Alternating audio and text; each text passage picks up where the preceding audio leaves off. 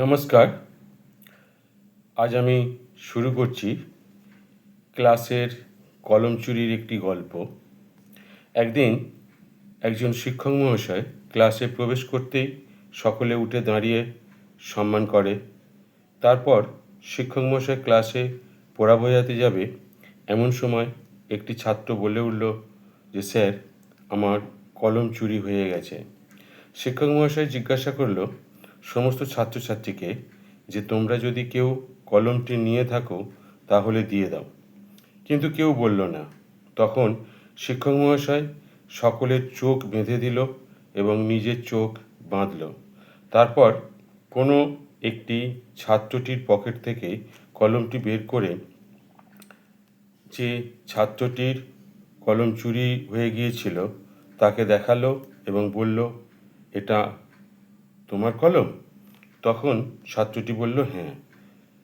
তখন সকল ছাত্রছাত্রী জিজ্ঞাসা করল যে, স্যার, কার পকেট থেকে কলমটি পেলেন? স্যার বলল, আমার তো চোখ বাঁধা ছিল, আমি তো বলতে পারবো না। যাই হোক, তোমরা এবার পড়াশোনায় মন দাও। সেদিন আর পড়া বোঝানো হলো না।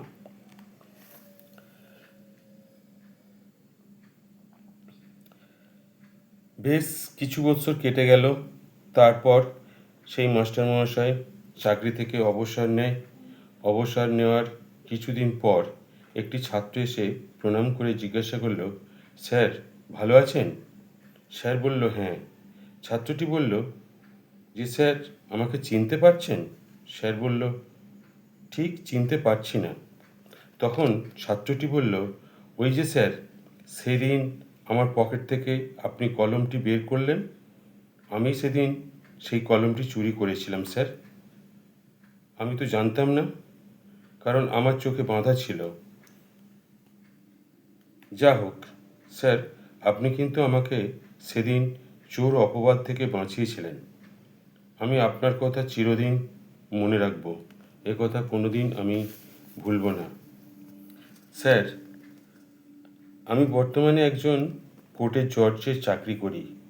পরবর্তীকালে সেই জজ আবার শিক্ষক মহাশয় বাড়িতে এসে তাকে কিছু উপহার এবং সম্মান দিয়েছিলেন।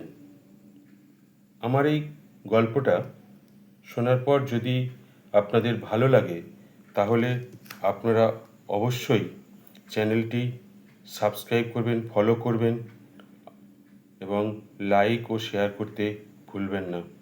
ভিডিওটা দেখার জন্য ধন্যবাদ।